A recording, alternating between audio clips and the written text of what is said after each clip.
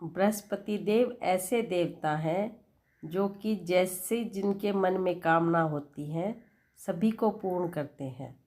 जो सद्भावना पूर्वक बृहस्पतिवार का व्रत करता है एवं कथा पढ़ता है अथवा दूसरों को सुनाता है और या खुद दूसरों से सुनता है, बृहस्पति देव उनकी भी सभी मनोकामनाएं पूर्ण करते हैं। आइए चलिए आज आपको सुनाते हैं बृहस्पति देव जी की व्रत कथा। जय श्री बृहस्पति जी। भारतवर्ष में एक प्रतापी और दानी राजा राज्य करता था। वह नित्य गरीबों और ब्राह्मणों की सहायता किया करता था। यह बात उसकी रानी को अच्छी नहीं लगती थी। वह ना ही गरीबों को दान देती और ना ही भगवान का पूजन करती और राजा को भी दान देने से मना किया करती थी। एक दिन राजा शिकार खेलने वन को गए हुए थे तो रानी महल में अकेली थी। उसी समय बृहस्पति देव साधु वेश में राजा के महल में भिक्षा के लिए गए और भिक्षा मांगी। तब रानी ने भिक्षा देने से इनकार कर दिया और कहा कि हे साधु महाराज, मैं तो इस दान पुण्य से तंग आ गई हूँ। वैसे ही मेरे पति सारा धन लौटाते रहते हैं। मेरी इच्छा है कि हमारा सारा धन नष्ट हो जाए, फिर ना रहेगा बाँस और ना बजेगी बाँसुरी। साधु ने कहा कि देवी, तुम तो बड़ी विचित्र हो। धन संतान तो सभी चाहते हैं, पुत्र और लक्ष्मी तो पापी के घर भी होने चाहिए। यदि तुम्हारे पास अधिक धन है तो भूखों को भोजन दो, प्यासों के लिए प्याऊ बनवाओ, मुसाफिरों के लिए धर्मशालाएं खुलवाओ। जो निर्धन अपनी कुंवारी कन्याओं का विवाह नहीं कर सकते उनका विवाह करा दो। ऐसे और कई काम हैं जिनके करने से तुम्हारा यश लोक और परलोक में फैलेगा। परंतु रानी पर उपदेश का कोई प्रभाव ना पड़ा। वह बोली, महाराज, आप मुझे न न समझाए। मैं ऐसा धन नहीं चाहती जो हर जगह बांटती फिरूं। साधु ने उत्तर दिया, यदि तुम्हारी ऐसी इच्छा है तो तथास्तु। तुम ऐसा करना कि बृहस्पतिवार को घर लीपकर पीली मिट्टी से अपना सिर धोकर स्नान करना, भट्टी चढ़ाकर कपड़े धोना। ऐसा करने से सारा धन नष्ट हो जाएगा। इतना कहकर वह साधु महाराज वहाँ से अलोप हो गए। साधु के अनुसार कई बातों को पूरा करते ही रानी को केवल 3 बृहस्पतिवार ही बीते थे कि उनकी समस्त धन संपत्ति नष्ट हो गई। भोजन के लिए भी राजा का परिवार तरसने लगा। तब एक दिन राजा ने रानी से कहा कि हे रानी, तुम यहीं रहो, मैं दूसरे देश को जाता हूँ, क्योंकि यहाँ पर सभी लोग मुझे जानते हैं, इसलिए मैं कोई छोटा कार्य नहीं कर सकता। ऐसा कहकर राजा प्रदेश चला गया। वहाँ पर वह जंगल से लकड़ियाँ काट कर लाता और शहर में बेचता। इस तरह वह अपना जीवन व्यतीत करने लगा। इधर राजा के प्रदेश जाते ही रानी और दासी दुखी रहने लगे। एक बार जब रानी और दासी को 7 दिन तक बिना भोजन के रहना पड़ा तो रानी ने अपनी दासी से कहा कि हे दासी, पास ही के नगर में मेरी बहन रहती है, वह बड़ी धनवान है। तुम उसके पास जाओ और कुछ ले आओ ताकि थोड़ी बहुत गुजर बसर हो जाए। दासी रानी के बहन के यहाँ गई। उस दिन गुरुवार था। रानी की बहन उस समय बृहस्पतिवार व्रत की कथा सुन रही थी। दासी ने रानी की बहन को उसकी बहन का संदेश दिया, लेकिन रानी की बड़ी बहन ने कोई उत्तर नहीं दिया। जब दासी को रानी की बहन से कोई उत्तर नहीं मिला तो वह बहुत दुखी हुई और उसे क्रोध भी आया। दासी ने वापस आकर रानी को सारी बात बता दी। सुनकर रानी ने अपने भाग्य को कोसा। उधर रानी की बहन ने सोचा कि मेरी बहन की दासी आई थी, परंतु मैं उससे नहीं बोली, इससे वह बहुत दुखी हुई होगी।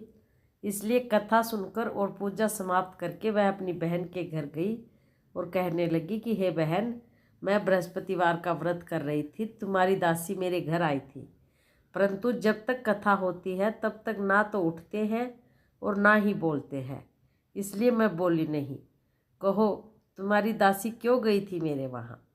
रानी बोली, बहन, तुमसे क्या छुपाऊँ, हमारे घर में खाने तक को कुछ नहीं है। ऐसा कहते कहते रानी की आंखें भर आई। उसने दासी समेत पिछले 7 दिनों से भूखे रहने तक की बात अपनी बहन को विस्तार पूर्वक बता दी। रानी की बहन बोली कि देखो बहन, भगवान बृहस्पति देव सबकी मनोकामना को पूर्ण करते हैं। देखो, शायद आज तुम्हारे घर में अनाज रखा हो। पहले तो रानी को विश्वास नहीं हुआ, पर बहन के आग्रह पर उसने अपनी दासी को अंदर भेजा तो सचमुच अनाज से भरा एक घड़ा मिल गया। यह देखकर दासी को बड़ी हैरानी हुई। दासी रानी से कहने लगी कि हे रानी, जब हमको भोजन नहीं मिलता तो हम व्रत ही तो करते हैं, इसलिए क्यों न इनसे व्रत और कथा की विधि भी पूछ ली जाए ताकि हमारा भी व्रत संपूर्ण हो सके।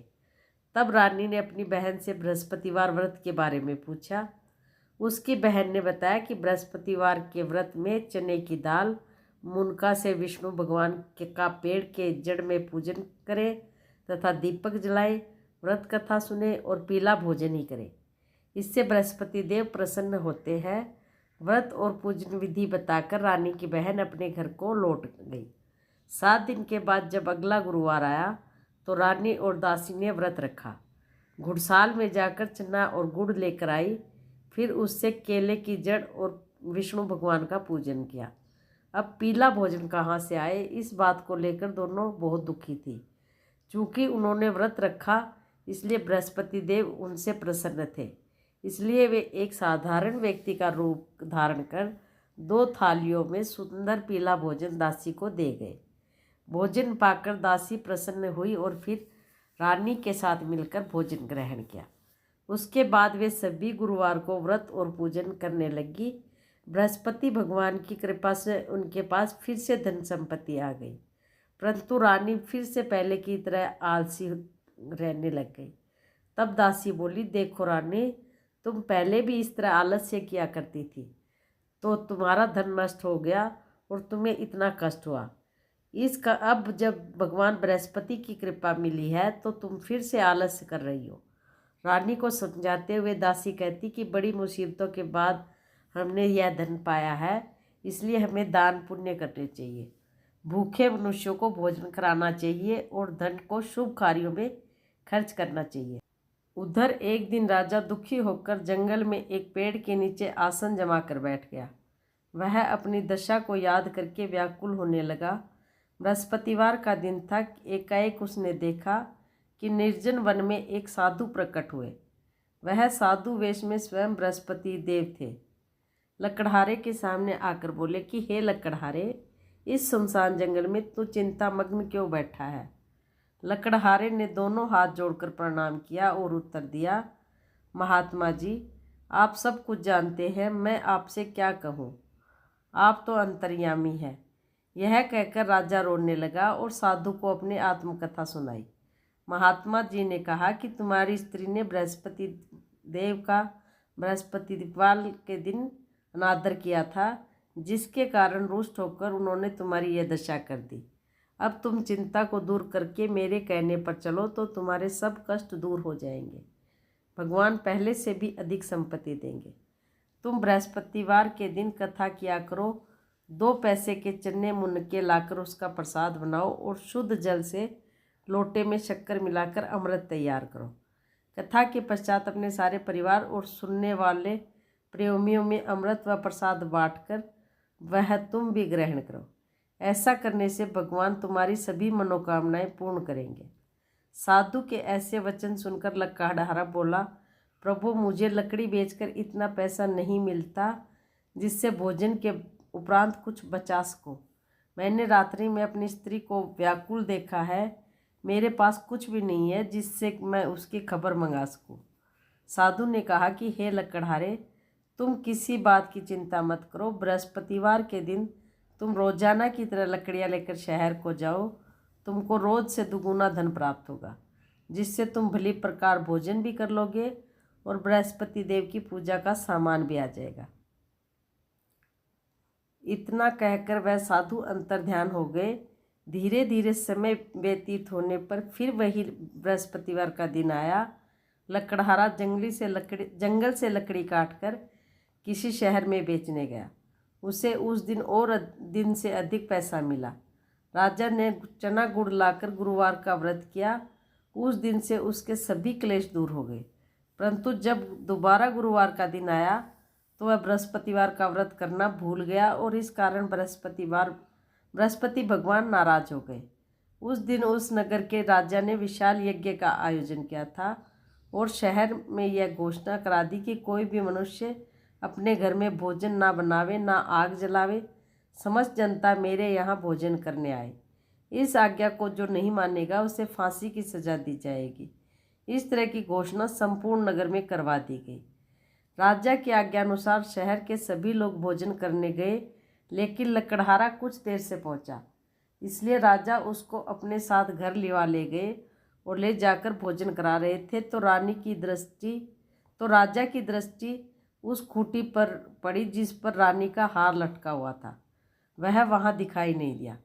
रानी ने निश्चय किया कि मेरा हार इसी मनुष्य ने चुरा लिया है। उसी समय सिपाहियों को बुलाकर उसको कारागार में डलवा दिया।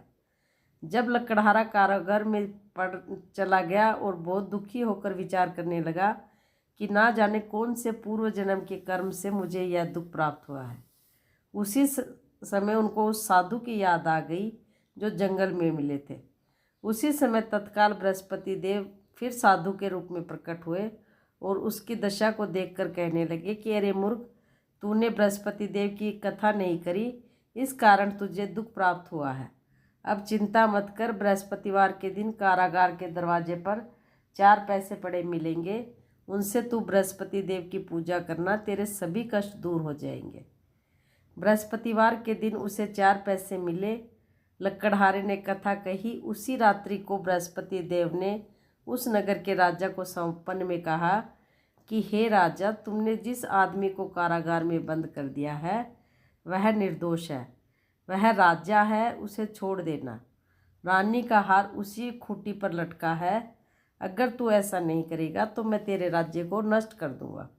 इस तरह रात्रि के सौंपन को देखकर राजा प्रातःकाल उठा और खूंटी पर हार देखकर लकड़हारे को बुलाकर उससे क्षमा मांगी तथा लकड़हारे को सुंदर वस्त्र आभूषण देकर विदा कर दिया। बृहस्पति देव की आज्ञानुसार लकड़हारा अपने नगर को चल दिया। राजा जब अपने नगर के निकट पहुंचा तो उसे बड़ा आश्चर्य हुआ। नगर में पहले से अधिक बाग, तालाब, कुएं तथा बहुत सी धर्मशालाएं, मंदिर आदि बन गए थे। राजा ने पूछा कि यह किसका बाग है, यह किसकी धर्मशाला है। तब नगर के सब लोग कहने लगे कि यह सब रानी और बांदी के हैं। तो राजा को आश्चर्य हुआ और गुस्सा भी आया। जब रानी ने यह खबर सुनी कि राजा आ रहे हैं तो उन्होंने अपनी दासी से कहा कि हे दासी, देख राजा हमको कितनी बुरी हालत में छोड़ गए थे। हमारी ऐसी हालत देखकर वह लौट ना जाए, इसलिए तू दरवाजे पर खड़ी हो जा। आज्ञानुसार दासी दरवाजे पर खड़ी हो गई। राजा आए तो वह उन्हें अपने साथ अंदर लिवा लाई। तब राजा ने क्रोध से अपनी रानी से पूछा कि यह धन तुम्हें कैसे प्राप्त हुआ। तब रानी ने बताया कि हमें यह सब धन बृहस्पति देव के उस व्रत के प्रभाव से प्राप्त हुआ है। फिर तो राजा ने निश्चय किया कि 7 रोज बाद तो सभी बृहस्पति देव का पूजन करते हैं। मैं तो प्रतिदिन दिन में 3 बार कहानी तथा रोज व्रत किया करूँगा। अब हर समय राजा के दुपट्टे में चलने की दाल बंधी रहती तथा वह दिन में 3 बार कहानी कहता।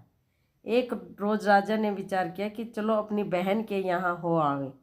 इस तरह निश्चय कर राजा घोड़े पर सवार हो अपनी बहन के यहाँ चलने लगा। मार्ग में उसने देखा कि कुछ आदमी एक मुर्दे को लिए जा रहे हैं। उन्हें रोककर राजा कहने लगा, अरे भाइयों, मेरे बृहस्पतिवार की कथा सुन लो। वे बोले, लो, आदमी तो मर गया है, इसको अपनी कथा की पड़ी है। परंतु कुछ आदमी बोले, अच्छा कहो, हम तुम्हारी कथा भी सुनेंगे। राजा ने दाल निकाली। जब कथा आदि हुई तो मुर्दा हिलने लग गया और कथा समाप्त हुई तो वह राम राम बृहस्पति देव कहकर उठ बैठा। आगे मार्ग में उसे एक किसान खेत में हल चलाता मिला। राजा ने उसे देख और उससे कहा कि अरे भाई, मेरे बृहस्पतिवार की कथा सुन लो। किसान बोला कि जब तक मैं तेरी कथा सुनूंगा तब तक 4 हरैया जोत लूँगा। जा अपनी कथा किसी और को सुनाना। इस तरह राजा आगे चलने लगा। राजा के हटते ही बैल पछाड़ खाकर गिर गए और किसान के पेट में बड़ी जोर का दर्द होने लगा। उसी समय किसान की माँ रोटी लेकर आई। उसने जब यह देखा तो अपने पुत्र से सब हाल पूछा। बेटे ने सारा हाल बता दिया तो बुढ़िया दौड़ी दौड़ी उस घोड़सवार के पास गई और बोली कि बेटा, तेरी कथा मैं सुनूंगी, तू अपनी कथा मेरे खेत पर चलकर ही कहना। राजा ने बुढ़िया के खेत पर जाकर कथा कही, जिसके सुनते ही वह बैल उठ खड़े और किसान के पेट का दर्द भी बंद हो गया। अब राजा अपनी बहन के घर पहुंचा। बहन ने भाई की खूब मेहमानबाजी की। दूसरे रोज प्रातःकाल राजा जागा तो देखने लगा कि सब लोग भोजन कर रहे हैं। राजा ने अपनी बहन से कहा कि ऐसा कोई मनुष्य है जिसने भोजन नहीं किया हो और जो मेरी बृहस्पतिवार की कथा सुन ले। बहन बोली, है भैया, यह देश ऐसा ही है। यहाँ पहले लोग भोजन करते हैं, बाद में कोई अन्य काम करते हैं। अगर कोई पड़ोस में हो तो देखो। वह ऐसा कहकर देखने चली गई, परंतु उसे कोई ऐसा व्यक्ति नहीं मिला। उसने भोजन न किया, अतः वह कुमार के घर गई जिसका लड़का बीमार था। उसे मालूम था कि उनके यहाँ 3 रोज से किसी ने भोजन नहीं किया। रानी ने अपने भाई की कथा सुनने के लिए कुम्हार से कहा। वह तैयार हो गया। राजा ने जाकर बृहस्पतिवार की कथा उस कुम्हार को कही, जिससे उसका लड़का ठीक हो। अब तो राजा की प्रशंसा होने लगी। एक रोज़ राजा ने अपनी बहन से कहा कि हे बहन, हम अपने घर को जाएंगे, तुम भी तैयार हो जाओ। राजा की बहन ने अपनी सास से कहा। सास ने कहा, हाँ चली जा, परंतु अपने लड़कों को मत ले जाना, क्योंकि तेरे भाई के कोई औलाद नहीं है। बहन ने अपने भाई से कहा कि भैया, मैं तो चलूँगी, पर कोई बालक नहीं जाएगा। राजा बोला, जब कोई बालक ही नहीं जाएगा तो तुम क्या करोगी। बड़े दुखी मन से राजा अपने नगर को लौट आया। राजा ने अपनी रानी से कहा कि हम निर्वंशी हैं, हमारा मुंह देखने का धर्म नहीं है, कुछ भोजन आदि नहीं किया। रानी बोली कि हे प्रभु, बृहस्पति देव ने हमें सब कुछ दिया है, वह हमें औलाद भी अवश्य देंगे। उस रात को बृहस्पति देव ने राजा को संपन्न में कहा कि हे राजा, उठ, सभी सोच त्याग दे, तेरी रानी गर्भ से है। राजा की यह बात सुनकर बृहस्पति देव की यह बात सुनकर राजा को बड़ी खुशी हुई। 9वें महीने उन्हें एक सुंदर पुत्र प्राप्त हुआ। तब राजा बोला कि हे रानी, स्त्री बिना भोजन के रह सकती है, पर बिना कथा कहे नहीं रह सकती। जब मेरी बहन आवे तुम उससे कुछ मत कहना। रानी ने सुनकर हाँ कर दिया। जब राजा की बहन ने यह शुभ समाचार सुना तो वह खुश हुई तथा बधाई लेकर अपने भाई के यहाँ आई। तब रानी ने कहा कि घोड़ा चढ़कर तो नहीं आई, गधा चढ़ी आई। राजा की बहन बोली, भाभी, मैं इस प्रकार न कहती तो तुम्हें औलाद कैसे मिलती। हे बृहस्पति देव,